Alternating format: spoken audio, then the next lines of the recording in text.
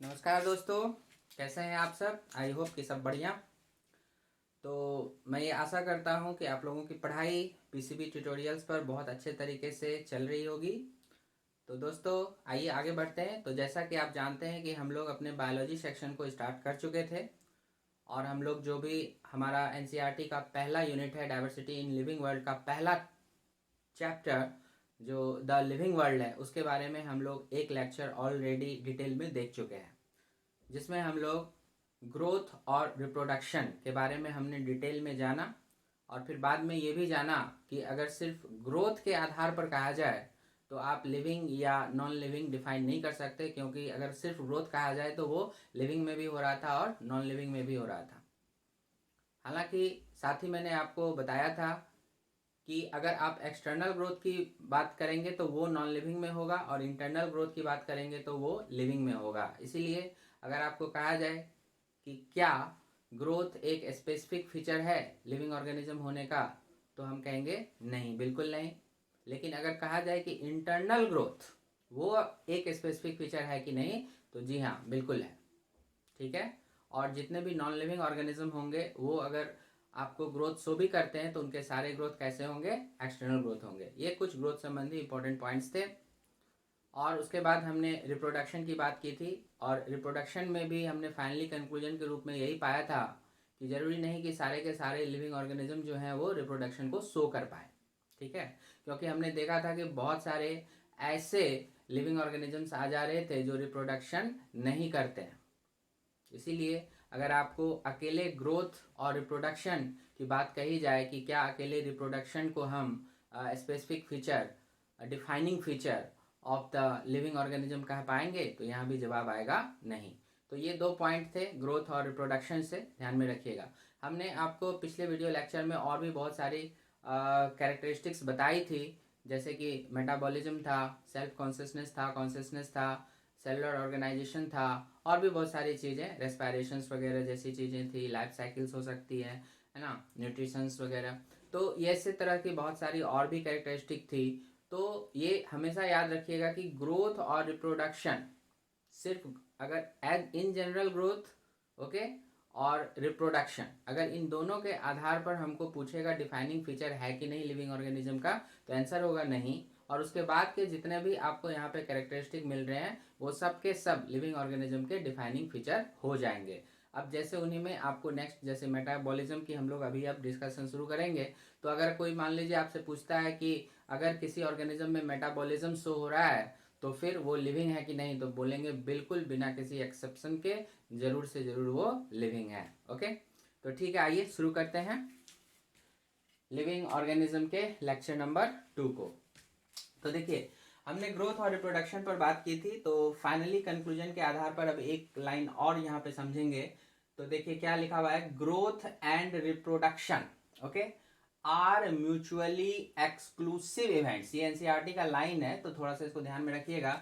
उसमें साफ साफ लिखा हुआ है कि ग्रोथ और रिप्रोडक्शन जो है दे आर म्यूचुअली एक्सक्लूसिव। तो एक्सक्लूसिव को आप यहाँ पे डिफरेंट का सेंस लेकर के समझ लीजिए। ओके, मतलब क्या हुआ, growth is other phenomenon and reproduction is other phenomenon, दोनों कुछ अलग अलग फेनोमेनन हो जाएंगे। लेकिन ये किसके लिए, तो फॉर मल्टी सेलुलर ऑर्गेनिज्म के लिए। वेयर एज इंक्लूसिव, इंक्लूसिव का मतलब सेम, ठीक है, वो इवेंट हो जाएंगे फॉर यूनिसेलुलर ऑर्गेनिजम्स के लिए। तो कहने का क्या मतलब हुआ कि अगर मल्टी सेलुलर ऑर्गेनिज्म है तो उसके लिए ग्रोथ का मीनिंग कुछ और होगा। जैसे कि हम लोग देखिए ह्यूमन बॉडी हो गए, तो हम लोग खा पी रहे हैं, ग्रोथ कर रहे हैं ना, सेल हमारे डिवाइड हो रहे हैं, ठीक है, तो ये रिप्रोडक्शन नहीं कहलाएगा। ठीक है, ओके। तो इस तरह से मल्टी सेलुलर ऑर्गेनिज्म जितने भी हैं उसके लिए ग्रोथ का मीनिंग अलग होगा और रिप्रोडक्शन का मीनिंग अलग होगा। ओके, किसके लिए, मल्टी सेलुलर ऑर्गेनिज्म के लिए। लेकिन अगर आप बात करेंगे यूनिसेलुलर ऑर्गेनिजम्स के लिए,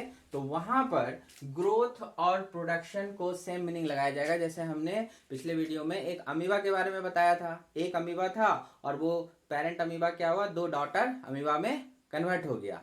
तो वहां पर क्या हुआ, नंबर ऑफ सेल वहां पर बढ़ गए, मतलब उसने रिप्रोडक्शन भी किया, है ना, और उसी को आप कह सकते हैं कि उसने ग्रोथ भी किया, क्योंकि उसके नंबर में इंक्रीज हो गया। तो ये थोड़ा सा आपको ध्यान में रखना था। तो ये लाइन बिल्कुल ऐसे ही याद रखिएगा, एक्सक्लूसिव डिफरेंट का सेंस लेके आएगा, एंड इंक्लूसिव सेम का सेंस लेके आएगा। ओके, तो ये ध्यान में रखना है। तो मल्टी सेलुलर ऑर्गेनिज्म के लिए growth and reproduction are two different events, और यूनिसेलुलर ऑर्गेनिज्म के लिए growth and reproduction have same meaning. Okay, ये ध्यान रखिएगा। चलिए, तो नेक्स्ट फीचर की बात करेंगे। अब एक बार फिर से दोहरा दूं, अब जितने भी फीचर आएंगे नंबर 3, नंबर 4, नंबर 5 जो भी हैं, वो सारे के सारे आपको defining feature of living organism कहलाएंगे। ओके, बाकी जो इससे पहले का था सिर्फ ग्रोथ और रिप्रोडक्शन, उसमें प्रॉब्लम थी ड्यू टू सम एक्सेप्शंस जो आपने डिटेल में देखा पिछले क्लास में। और फिर अब यहाँ पर देखिए, अब इनमें कोई एक्सेप्शन नहीं मिलेगा, ये सारे के सारे डिफाइनिंग फीचर हो जाएंगे। आइए फटाफट देखें इसको। तो मेटाबॉलिज्म क्या होता है, तो समझिए इसको।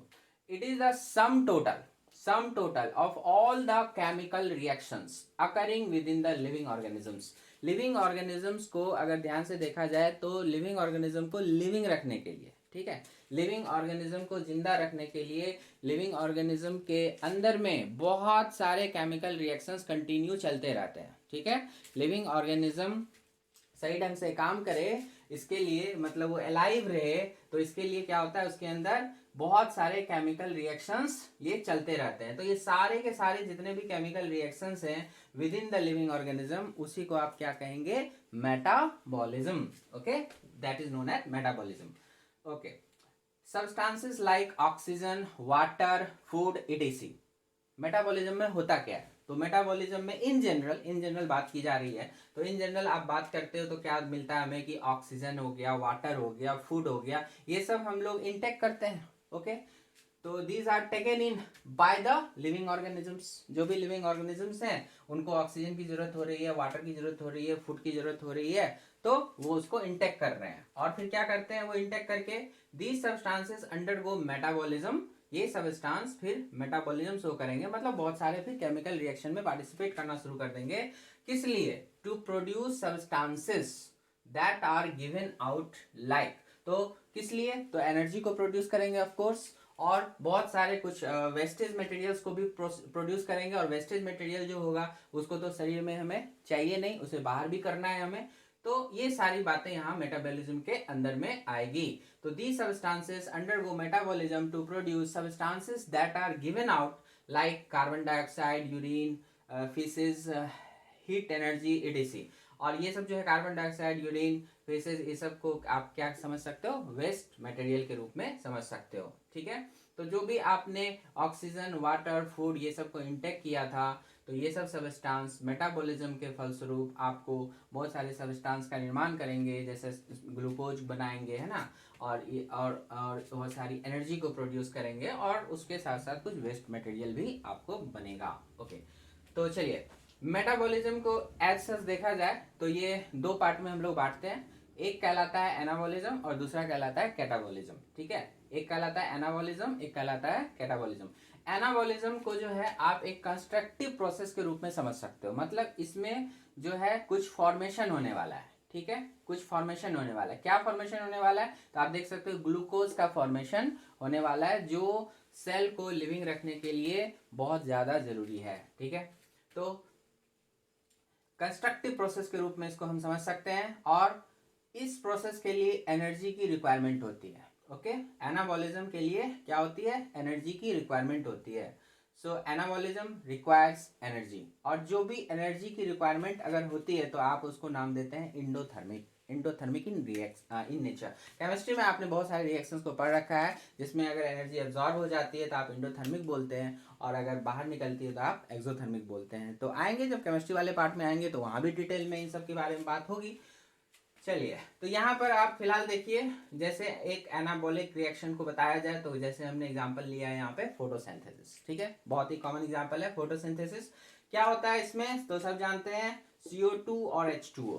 Okay, 6 moles of CO2 plus 6 moles of H2O energy के साथ सनलाइट के प्रेजेंस में, ये एनर्जी आती कहाँ से, तो बेसिकली सनलाइट से ही आ जाती है। ठीक है, और क्लोरोफिल के प्रेजेंस में और सनलाइट के प्रेजेंस में ये CO2 और H2O किस में कन्वर्ट होता है, तो ग्लूकोज में। ओके, ग्लूकोज में, और साथ में बाय प्रोडक्ट में क्या बन रहा है, oxygen. Okay, 6 moles of oxygen release होता है। तो यहाँ पर एनर्जी की जरूरत हो गई, सो ये एंडोथर्मिक रिएक्शन कहलाया। तो फोटोसिंथेसिस में एक बार फिर से मैं दोहरा दूं, CO2 और H2O मिलकर के ग्लूकोज का निर्माण करते हैं। ओके, और बाय प्रोडक्ट के रूप में ऑक्सीजन। तो पेड़ पौधे जो होते हैं जिसमें क्लोरोफिल होता है वो यही काम तो करते हैं, तभी तो हम बोलते हैं कि हाँ भाई आपको जो है पेड़ पौधों से ऑक्सीजन मिलता है, और जब आप पेड़ पौधों को यूज करते हो, खाते हो, तो आपको वहां से ग्लूकोज भी मिल रहा है ना। तो ये पौधे जो है ग्लूकोज का निर्माण करते हैं और ऑक्सीजन को रिलीज करते हैं। ठीक है, कैटाबॉलिज्म क्या हो गया, तो ठीक इसका रिवर्स आप समझ सकते हो। यहाँ पे ग्लूकोज बन रहा था, यहाँ पे क्या होगा, ग्लूकोज टूट जाएगा, है ना, ग्लूकोज खत्म होगा। तो आप यहाँ पर देखो कैटाबॉलिज्म में क्या हो गया, तो ये एक तरह का डिस्ट्रक्टिव प्रोसेस हुआ। डिस्ट्रक्टिव कहने का मतलब अभी यहाँ पे ब्रेक डाउन होगा। तो यहाँ पे फॉर्मेशन हुआ था ग्लूकोज का, यहाँ पे ग्लूकोज का हो जाएगा ब्रेक डाउन। ठीक है, एनर्जी बाहर आ जाएगी, एनर्जी इज रिलीज। यहाँ एनर्जी आपको एब्जॉर्ब हुई थी, यहाँ पे वही एनर्जी रिलीज हो जाएगी, इसलिए आप इसको एक्सोथर्मिक रिएक्शन भी बोलेंगे। और इसके जो एग्जांपल हो गए, जैसे आपने इसको फोटोसिंथेसिस नाम दिया, तो इसको आप नाम दे सकते हो, रेस्पायरेशन बोल लो, डाइजेशन बोल लो। ठीक है, डाइजेशन ऑफ फूड बोल लो, रेस्पायरेशन बोल लो। तो इसमें क्या होता है, अगर आप गौर से देखोगे ना, तो यहाँ रेस्पायरेशन भी जो होती है, श्वसन जिसको आप हिंदी में बोलते हैं, तो ये भी दो प्रकार के आपको मिलेंगे। एक में क्या होगा कि ऑक्सीजन मौजूद होगा। ठीक है, ऑक्सीजन के प्रेजेंस में ग्लूकोज यहाँ पर रिएक्शन करेगा। Digestive enzyme of course through digestive enzymes के प्रेजेंस में भी होगा। तो देखिए ग्लूकोज यहाँ पे टूटेगा, C6H12O6 प्लस 6O2 क्या बन गया, 6CO2 और 6H2। देखिए वापस यही रिएक्शन ना रिवर्स हो गया, यही रिएक्शन रिवर्स हो गया। 6CO2 प्लस H2O 6H2 और एनर्जी ऑन एन एवरेज एक मोल से आपको 673 किलो कैलोरी एनर्जी रिलीज होती है। ओके, ये चीज हो गया। तो ऑक्सीजन के प्रेजेंस में अगर रेस्पायरेशन हो रहा है तो आप उसको एरोबिक रेस्पायरेशन बोलेंगे। और अगर ऑक्सीजन एब्सेंट हो, तो कभी कभी ऐसा होता है ना कि हमें बहुत सारी एनर्जी की जरूरत पड़ती है, जैसे आप दौड़ो, ठीक है, या कोई बहुत ज़्यादा देर से बहुत काम किए जा रहे हो, है ना, तो फिर क्या होगा, आपकी बॉडी को बहुत ज़्यादा एनर्जी की जरूरत होगी। तो हो सकता है कि उस हिसाब से ऑक्सीजन आपके पास नहीं हो पाए। तो हम देखते हैं जो दौड़ते हैं तो हमारी सांसें फूल जाती हैं, हम तेज़ी से ऑक्सीजन इनटेक करने लगते हैं, सांसें तेज हो जाती है, लंबी लंबी सांसें भी चलने लगती है। क्यों ऐसा होता है, ताकि हम ज़्यादा से ज़्यादा ऑक्सीजन को इनटेक कर सकें। तो अगर ऑक्सीजन फिर भी नहीं पहुंच पा रहा है और हमको बहुत ज़्यादा एनर्जी चाहिए, तो फिर क्या होता है, ये एनएरोबिक रेस्पिरेशन वहाँ पे शुरू हो जाता है। आने वाले टॉपिक में हम लोग इन सबको बहुत ज़्यादा डिटेल में देखने वाले हैं। मैं जस्ट शॉर्ट में एक समरी यहाँ पे दे रहा हूँ। तो एनारोबिक रेस्पिरेशन होगा जिसमें कि बिना ऑक्सीजन के ही ग्लूकोज का टूटना शुरू हो जाएगा। ठीक है, विदाउट ऑक्सीजन। और जब भी ऐसा होगा तो क्या होगा, थोड़ी सी एनर्जी आएगी। ऑक्सीजन के साथ अगर आप टूट रहे थे, बहुत सारी एनर्जी आ रही थी, आप देख सकते हैं कि एक मोल से 673 किलो कैलोरी एनर्जी आ रही थी, लेकिन यहाँ पर अगर एक मोल टूट रहा है तो ओनली 28 किलो कैलोरी एनर्जी आपको आ रही है। और ये जो बना है ना, ये जो आप देख रहे हैं C3H6O3, this is nothing but known as lactic acid. तो हम लोग केमिस्ट्री में पढ़ेंगे, ऑर्गेनिक केमिस्ट्री में, कि ये लैक्टिक एसिड का फार्मूला कैसे होता है। तो आपको पता चलेगा CH3C, फिर एक OH ग्रुप ऊपर जाएगा, और फिर ये COH, ये दो फंक्शनल ग्रुप यहाँ पे काम करेंगे, COH और हाइड्रोक्सी ग्रुप OH। तो यहाँ पर अगर आप IUPAC नेम देखोगे इसका, तो चूंकि बहुत ही कॉमन एसिड है लैक्टिक एसिड, तो आपको जानना चाहिए सर। तो IUPAC नोमेनक्लेचर अगर आपको थोड़ा सा बहुत भी ध्यान में हो तो देखिए, नहीं तो हम लोग जब ऑर्गेनिक पार्ट शुरू करेंगे तो वहाँ बताऊंगा मैं। तो यहाँ देखिए 1 2 3 ये हो गया आपका फंक्शनल ग्रुप, जो प्रायोरिटी ऑर्डर में सबसे आगे आएगा COH। तो वहाँ से नेमिंग स्टार्ट करना 1 2 और 3। तो 2 पे OH ग्रुप, मतलब उसको हाइड्रोक्सी बोलते हैं, इसलिए इसका नाम क्या पड़ेगा, 2 हाइड्रोक्सी, और 1 2 3 3 कार्बन की चेन, जिसके लिए प्रॉप यूज करोगे।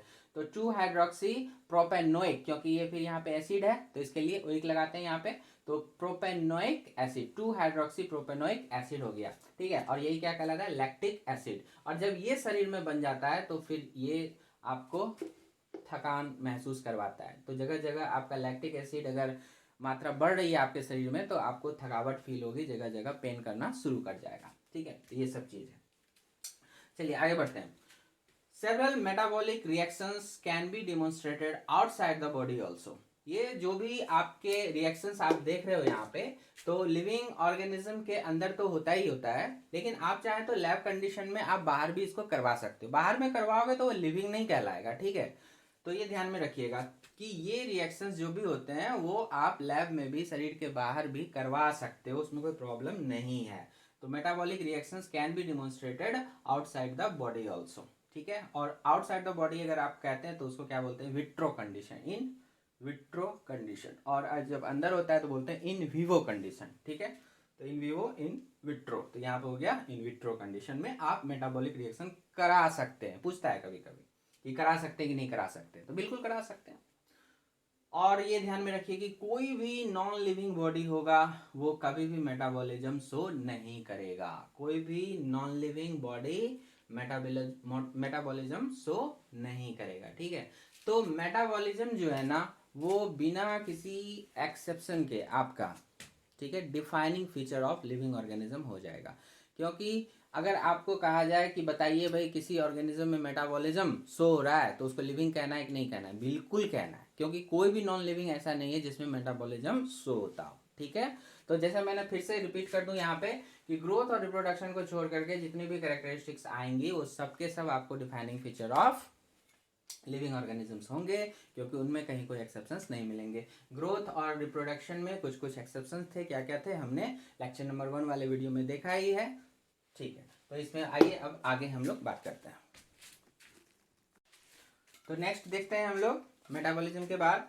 तो नेक्स्ट क्या है, सेलुलर ऑर्गेनाइजेशन। तो बिल्कुल बहुत ही सिंपल है कि जो भी लिविंग ऑर्गेनिजम्स होंगे उसमें सेल का होना जरूरी है, ठीक है। तो सेल का होना जरूरी है, और सेल को हम लोग सबसे smallest building block of life भी बोलते हैं, है ना।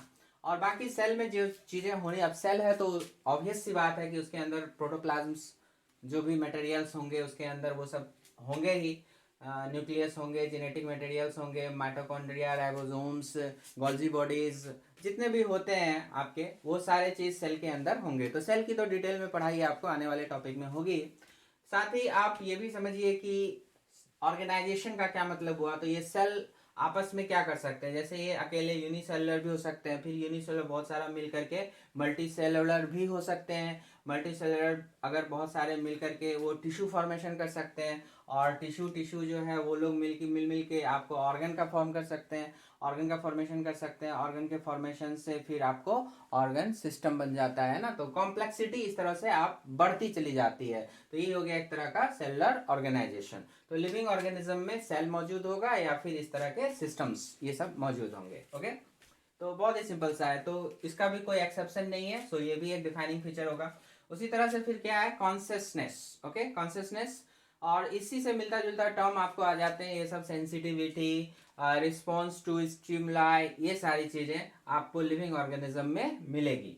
क्या है ये सब सेंसिटिविटी वगैरह, देखिए awareness of the surrounding due to our sense organs. हमारे जो भी सेंस ऑर्गन्स हैं क्या क्या है आप सब जानते हैं, स्किन हो गया, आईज हो गया, ईयर्स हो गए, नोज हो गया, टंग हो गया। 5 सेंस ऑर्गन्स हैं हमारे पास, स्किन त्वचा, आईज आंखें, ईयर्स कान, नोज नाक और टंग, जी। तो ये सारे सेंस ऑर्गन हमें क्या करते हैं, these sense organs help us in receiving the stimuli, ठीक है। स्टिमुलाई को रिसीव करने में मतलब आप रिस्पॉन्स करते हो। क्या मतलब है इस स्टिमुलाई का, तो थोड़ा सा आइए उसको समझते हैं। जो भी चेंजेस होते हैं हमारे इन्वायरमेंट में, okay, the changes in the environment वो प्रोड्यूस करता है सर्टेन रिस्पॉन्स। लिविंग ऑर्गेनिज्म के अंदर वो क्या करता है, वो सर्टेन रिस्पॉन्स को प्रोड्यूस करता है। क्यों करता है, क्योंकि जब change in environment take place होता है, ठीक है, इन द लिविंग ऑर्गेनिज्म, और इसी को आप बोलते हैं नोन एज स्टिमुलस। ध्यान से समझिए, स्टिमुलाई 3 तरह से आप बता सकते हैं, जैसे फिजिकल हो सकता है, वो केमिकल हो सकता है, बायोलॉजिकल होता है, मतलब इन्वायरमेंट में किसी तरह का चेंजिंग हो जाना। जैसे लाइट, अभी जैसे अब मान के चलिए मैं आपके लिए वीडियो बना रहा हूँ और लाइट एकदम से कट हो जाए तो फिर मेरा एक रिस्पॉन्स आएगा, है ना, कि अरे ये क्या हो गया। उसी तरह से जैसे आप क्लास में भी जब बैठे रहते हैं, मैं क्लास लेता हूँ तो फिर क्लास में अचानक से क्या होती है कि लाइट पावर कट हो जाती है, तो फिर बच्चे लोग जो हैं अपना एक अलग रिस्पॉन्स देना शुरू कर लेते हैं, नहीं, खूब बहुत सारे उसमें हल्ला करने लगते हैं, बहुत सारे बोलते हैं ये क्या हो गया। तो ये सब क्या है, आप रिस्पॉन्स कर रहे हो, ठीक है। तो ये स्टिमुलाई है, ये सब ये फिजिकल हो गया जो लाइट की वजह से हो सकती है। किसी के आंख पे अगर लाइट मार दो तो फिर देखो वो कैसे रिएक्ट करते हैं आपको। तो इस तरह की बातें हो जाएगी। केमिकल के थ्रू भी हो सकता है, जैसे सेंट वगैरह आ गया, सेंट क्या है, केमिकल्स है। तो वो सब अगर आ गया तो हाँ बहुत अच्छा सेंट है भाई, कहाँ से लाए हो, तो आप उसके प्रति रिस्पॉन्स दे सकते हैं। अगरबत्ती जला रहे हैं, बहुत अच्छी खुशबू आ रही है ना, इस तरह की चीज़ें। और बायोलॉजिकल भी हो सकते हैं, जैसे एलर्जी वगैरह हो जाती है किसी को, किसी माइक्रोब से एलर्जी हो जा रही है, पोलन ग्रेन से हो जा रही है, तो आप वो सब के संपर्क में जब आ रहे हो तो आप एलर्जी शो कर रहे हो, तो मतलब एक तरह का आप रिस्पॉन्स शो कर रहे हो, ठीक है। तो इस तरह से इन्हीं इन्हीं चीज़ों को आप बोलते हैं स्टिमुलाई। ओके, तो so stimuli can be physical, chemical, biological, किसी भी तरह से। तो लिविंग ऑर्गेनिज्म क्या करेंगे, इनके प्रति क्या करेंगे, रिएक्शन को शो करेंगे, या कहो तो रिस्पॉन्स को शो करेंगे। इन्वायरमेंटल चेंजेस जैसे ही आएंगे ये इसमें रिस्पॉन्स शो करेंगे। गर्मी बहुत ज़्यादा लग रही है तो क्या होगा, पसीना वगैरह निकलना शुरू हो जाएगा, बेचैन होना शुरू हो जाओगे, इस तरह की चीज़ें हैं। तो बहुत सारे, तो जितने भी लिविंग ऑर्गेनिज्म हैं they respond to stimuli around them. Okay, मतलब जो भी आसपास के इन्वायरमेंट में चेंजिंग होगा उसके प्रति लिविंग ऑर्गेनिज्म क्या करेंगे, रिस्पॉन्स करेंगे, ठीक है। तो एनसीईआरटी में बड़ा एक अच्छा वहाँ पर सवाल आपको सोचने के लिए दिया गया है कि जो पर्सन कोमा में चले जाते हैं, ठीक है, तो उसको हम लोग क्या बोलेंगे। क्योंकि देखिए पर्सन अगर कोमा में चला गया तो वहाँ कमरे की लाइट ऑन है या ऑफ है उसको कोई फर्क नहीं पड़ेगा, उससे कोई मिलने जुलने के लिए आ रहा है, वो किसी को सेंस नहीं कर पा रहा है, तो उसको हम लिविंग बोले कि नहीं बोले, है ना।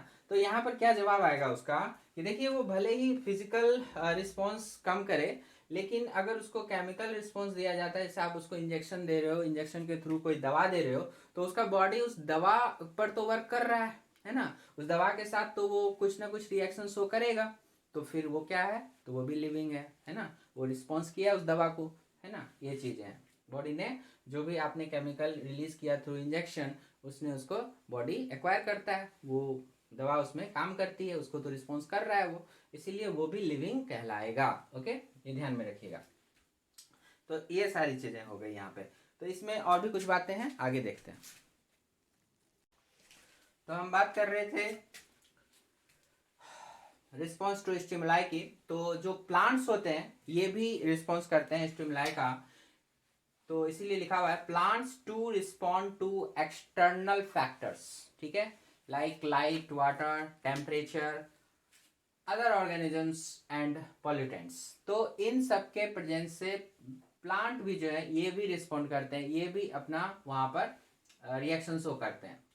जैसे आप एक प्लांट का नाम देखो, मिमोसा पुडिकम, ये हिंदी में इसको बोलते हैं छुई मुई। छुई मुई का पौधा अगर आपने देखा है तो they are sensitive towards touch, अगर आप उनको छूते हो तो फिर देखोगे कि वो अपने आप को सब सिकोड़ लेते हैं। ओके, तो टच के प्रति वो सेंसिटिव हो गया, है ना। और फोटो पीरियड, फोटो पीरियड एक नाम को समझिए, जो मतलब क्या होता है कि जिसको कहते हैं आप पीरियड ऑफ लाइट, मतलब कोई अगर प्लांट है तो वो कितनी देर तक उसको लाइट मिलती है, ओके, कितनी देर तक वो सनलाइट में रहता है, तो उससे भी उसका रिप्रोडक्शन इफेक्ट करता है। मतलब अगर कोई प्लांट है उसका अगर फोटो पीरियड आप कम रखते हो, मतलब कम देर के लिए उसको आप धूप में रखते हो, तो आप देखोगे कि उसमें रिप्रोडक्शन भी कम हो रहा है, और ज़्यादा देर के लिए रख रहे हो तो उसमें ज़्यादा हो रहा है। इसका मतलब क्या हुआ, ये लाइट के प्रति स्टिमुलाई शो कर रहा है। सम प्लांट्स फ्लावर, कुछ प्लांट्स ऐसे होते हैं जो फूल वहां पे प्रोड्यूस करेंगे when they are subjected to longer photo periods than others, ठीक है। जो दूसरे तीसरे चौथे हैं वो सब अगर कम फोटो पीरियड में भी अपना फ्लावर डेवलप कर पा रहे हैं, लेकिन कुछ ऐसे होंगे जिनको ज़्यादा ज़रूरत होती है पीरियड ऑफ लाइट की, ठीक है।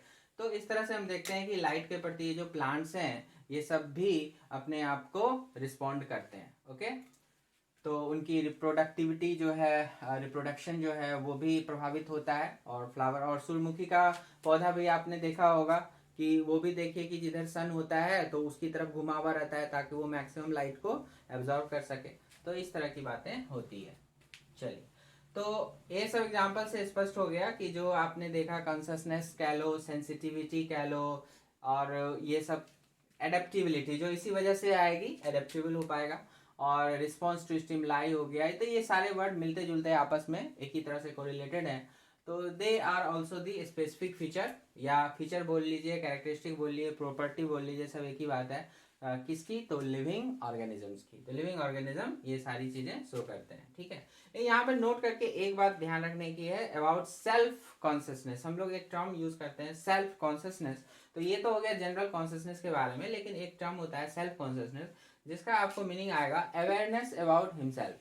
है ना, या इटसेल्फ कह सकते हो। मतलब कि जो लिविंग ऑर्गेनिज्म होगा वो अपने बारे में भी अवेयर हो जाएगा, ठीक है। अपने बारे में भी अगर अवेयरनेस की बात आती है तो ये चीज़ जो होता है सेल्फ कॉन्शियसनेस कहलाती है। आप अगर खुद के बारे में अवेयर हो जा रहे हो तो ये सेल्फ कॉन्शियसनेस कहला रहा है, और ये बहुत ही कम में मिलेगा, और इनफैक्ट अगर देखा जाए तो सिर्फ ह्यूमन में मिलेगा। ओके, तो only human have self consciousness, that is awareness about himself. मतलब सभी लिविंग ऑर्गेनिज्म में सेल्फ कॉन्शियसनेस जैसी चीज नहीं होगी। लिविंग ऑर्गेनिज्म अपने बारे में नहीं जान रहे, ठीक है। ये चीजें हैं कि जैसे हम जान रहे हैं कि हमारे हमारे बारे में, कि हमारे शरीर के अंदर क्या हो रहा है, कैसे हो रहा है, प्लस और भी बहुत सारी चीजें हैं कि हम देख करके बहुत सारा चीज समझ सकते हैं जो जानवर नहीं समझ सकते, है ना। तो इस तरह की चीजों को आप सेल्फ कॉन्शियसनेस कह सकते हो, जिसको आप एक तरह से रिलेट कर सकते हो, आईक्यू से भी रिलेट कर सकते हो, है ना।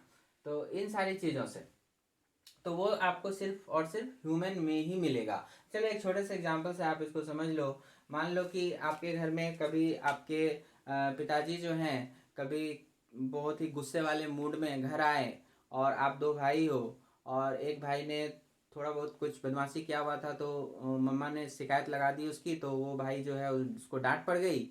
और अब आप सेल्फ कॉन्शियस हो कि पापा का मूड खराब है, घर का माहौल खराब है, तो आपको क्या करना चाहिए, तो भाई चुपचाप जो उस टाइम में आपको अगर मान लो पढ़ाई के लिए कहा गया है तो अपना किताब कॉपी खोल के चुपचाप बैठ जाओगे पढ़ने के लिए। लेकिन वहीं पर अगर घर का कोई पेट है, डॉग है, तो वो तो जैसा रोज करता है वैसा ही उस दिन भी करेगा वो। जैसे कि भाई हाँ, घर के ऑनर आ गए, अब उनको देख करके वो खूब जोर जोर से चिल्लाएगा, उनके पास जाएगा, तो वो रोज करता था, उनको तो नहीं पता कि सामने वाले का मूड कैसा है क्या है, उससे वो कोई सबक नहीं लेगा, है ना। तो इस तरह की चीज़ों को आप सेल्फ कॉन्शियसनेस से जोड़ सकते हो, ओके, जो सिर्फ आपको ह्यूमन में ही दिखेगा। तो अगर आपसे पूछे कि क्या सभी लिविंग ऑर्गेनिज्म सेल्फ कॉन्शियस होते हैं, तो जवाब होगा नहीं, सभी तो नहीं होते। तो इन जनरल देखा जाए तो सिर्फ ह्यूमन ही होते हैं, ठीक है, ये ध्यान रखिएगा। तो उसी तरह से अदर कैरेक्टरिस्टिक, जो आप एक तरह से स्पेसिफिक कैरेक्टरिस्टिक भी बोल सकते हो ऑफ लिविंग ऑर्गेनिज्म, वो सब क्या हो जाएगा। तो लाइफ साइकिल है, हम लोग बहुत सारे आप देखते हैं ऑर्गेनिज्म पैदा होता है, बड़ा होता है, ग्रो करता है, रिप्रोडक्शन करता है, बूढ़ा होता है, मर जाता है ना। तो एक तरह का साइकिल वाइकिल इस तरह से हो गया।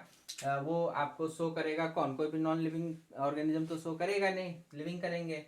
मूवमेंट होगा, मूवमेंट मतलब सेल के अंदर भी मूवमेंट होगा, है ना, ये इस तरह की चीज़ें। और लोकोमोशंस उसी तरह से वर्ड है, रेस्पायरेशन, न्यूट्रिशन और एक्सक्रीशन। न्यूट्रिशन के बारे में थोड़ा सा आप देख सकते हो यहाँ पे कि न्यूट्रिशन जो हो जाएंगे दो तरह से आप इसको आप डील कर सकते हो। एक ऑटोट्रॉप होता है, एक हेट्रोट्रॉप होता है। ऑटोट्रॉप में क्या हो गया कि जो अपना भोजन खुद बना ले, जैसे कि आपको ग्रीन प्लांट्स हो गए, उसमें जो क्लोरोफिल होता है, तो आप देखा फोटोसिंथेसिस वगैरह से वो अपना भोजन खुद बना लेते हैं। और कुछ बैक्टीरिया होते हैं जो फोटोसिंथेटिक होते हैं, और कीमियोसिंथेटिक भी हो सकते हैं, है ना। मतलब कि जो केमिकल्स होते हैं वो उनसे अपना भोजन प्राप्त कर सकते हैं कुछ बैक्टीरियाज। तो एक तरह से ये क्या हो गए, ऑटोट्रॉप्स हो गए, ये अपना भोजन खुद बना लेते हैं। और हेट्रोट्रॉप क्या हुआ, ये अपना भोजन नहीं बना सकते खुद से, ये डिपेंड करते हैं किस पे, तो ऑटोट्रॉप पे। और इसमें जितने भी आपके एनिमल हैं सारे के सारे आ गए, ठीक है। तो ये सब हो गया। और एक्सक्रीशन मतलब वही शरीर से जो वेस्टेज मटेरियल्स हैं उसको बाहर निकालने का प्रोसेस जो होता है वो सब एक्सक्रीशन कहलाता है। तो ये सारी चीज़ किसमें पॉसिबल, लिविंग ऑर्गेनिज्म में। तो ये सारी कैरेक्टरिस्टिक आपको लिविंग ऑर्गेनिज्म की कैरेक्टरिस्टिक हो गई। तो यही सब चीज़ें हैं आपको जो बताता है सारी कैरेक्टरिस्टिक कि भाई एक लिविंग ऑर्गेनिज्म में क्या सब चीज़ होना चाहिए, है ना। तो अब हम अच्छे से समझ सकते हैं यहाँ पर कि आप अगर किसी लिविंग ऑर्गेनिज्म की बात करते हैं तो उनकी क्या क्या प्रॉपर्टी हो सकती है, ठीक है। चलिए, तो इसके बाद जो है हम लोग क्या पढ़ेंगे यहाँ पे, तो हम लोग जानेंगे कि धरती पर ऑलमोस्ट 1.7 से लेके 1.8 मिलियन, 1.7 टू 1.8 मिलियन स्पीसीज मौजूद है ना। अब ये स्पीसीज क्या होती है इस सब के बारे में हम लोग आगे बात करेंगे, लेकिन आप यही जान के चलिए, एक तरह से हिंदी में बात करते हैं तो ये हो गया प्रजाति, ठीक है। जैसे डॉग एक अलग प्रजाति हो गया, अलग स्पीसीज बोलेंगे, बिल्ली अलग हो गया, ह्यूमन अलग हो गया, बंदर अलग हो गया, ये सबको आप एक अलग अलग स्पीसीज का नाम दे रहे हैं, ठीक है। प्लांट में भी है, तो आपका कोई आम का पेड़ हो गया, कोई लीची का हो गया, कोई जामुन का हो गया, तो ये सब क्या है, अलग अलग स्पीसीज हो गए। तो इस तरह से देखा जाए तो 1.7 से लेकर के 1.8 मिलियन स्पीसीज के बारे में हम लोग अभी तक जानते हैं। तो आप समझ सकते हैं, और 1 मिलियन कितना होता है, 10 लाख के बराबर, मतलब 17-18 लाख स्पीसीज मौजूद है। और वो तो आप देख ही रहे हो, अब जैसे ह्यूमन हो गया तो ह्यूमन एक स्पीसीज हो गया। अब ह्यूमन भी, एक ह्यूमन दूसरे ह्यूमन से डिफरेंट होता है ना। तो ऐसा नहीं कि ह्यूमन की संख्या बोल रहे हैं, अगर आप ह्यूमन की संख्याएं देखोगे तो अकेले इंडिया में ही आपको कितने हो गए, लगभग 140 करोड़ से भी ऊपर हो गए, 140 करोड़ से भी ऊपर हो गए।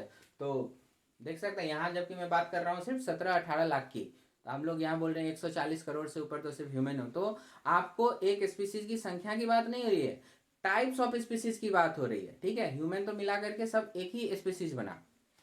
तो इस तरह से ह्यूमन हो गया, कुत्ता हो गया, बिल्ली हो गया, चींटी हो गया, हाथी हो गया, बहुत सारी चीजें हो गई आपको। ये तो सिर्फ एनिमल में, उसी तरह से प्लांट में बहुत सारे। और फिर उसके बाद क्या, सबसे ज्यादा तो हो जाते हैं जो आपके सूक्ष्म जीव है ना, माइक्रोब्स, वो सब हो जाते हैं। वो तो और ज्यादा हो जाते हैं स्पीसीज के मामले में। तो इनके तो सबसे ज्यादा उन्हीं का होता है, जो आर्थ्रोपोडा फाइलम वगैरह में आ जाता है वो। तो आप आगे पढ़ोगे ये सब। तो हम लोग क्या देखते हैं कि बहुत सारे living organism different different types के मौजूद हैं, ठीक है। तो अब उनको कैसे स्टडी किया जाए, तो इसके लिए क्या ज़रूरत पड़ गई, तो इसके लिए आपको ज़रूरत पड़ती है कुछ टर्म्स की, जिसको हम लोग टैक्सोनॉमी के अंडर में पढ़ते हैं, जो आपका नेक्स्ट अब इसके बाद आएगा। क्योंकि आप डिफरेंट डिफरेंट जो ये सब देख रहे हो, इसी का नाम हो गया बायोडाइवर्सिटी। ओके, बायोडाइवर्सिटी, जिसके बारे में ये यूनिट, जो ये फर्स्ट यूनिट है आपका 11th का, बायोडाइवर्सिटी, ये एक्चुअली में इसी के बारे में तो पढ़ना है। तो लिविंग ऑर्गेनिज्म के बारे में आपने जाना, और अब आपको पता चल रहा है कि लिविंग ऑर्गेनिज्म के जो स्पीसीज हो गए वो आपको 17-18 लाख टाइप के आ रहे हैं, ठीक है। अब आपको इनके बारे में स्टडी करना है, ठीक है। तो इसके लिए क्या करना, 17-18 लाख बहुत बड़ा नंबर है, तो आपको क्या करना होगा, यहाँ पे एक प्रॉपर क्लासिफिकेशन की जरूरत पड़ेगी, ठीक है। तो कैरलस लिनियस का नाम इसमें आता है, जिन्होंने टैक्सोनॉमी पर बुक भी लिखी थी। तो अगले नेक्स्ट वीडियो में हम लोग अच्छे से उस पर बात करेंगे, ठीक है। तो यहाँ तक आप अच्छे से समझ लें, और फिर नेक्स्ट वीडियो में बात करते हैं।